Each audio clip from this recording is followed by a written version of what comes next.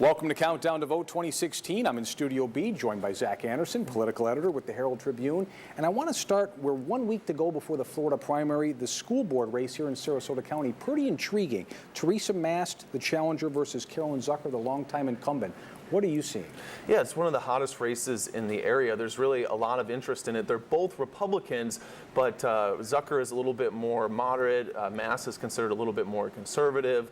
There's, different groups are lining up behind each of them. There's a lot of money pouring into that race, so that's definitely one to watch. Absolutely. And on the Democratic side, an interesting race in the state Senate race on the Democratic side with Frank Alcock and Frank Cirillo, both political newcomers to elections. Frank Alcock, of course, the political science professor.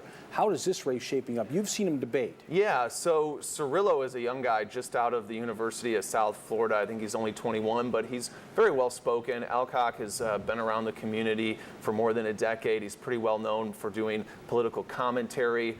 So they're both two pretty thoughtful, well-spoken candidates, but Alcock has more resources. He's been able to put out some mailers, and that really is probably going to be one of the deciding factors in this race, is he's actually able to get his name out more. He seems to have the organization behind him.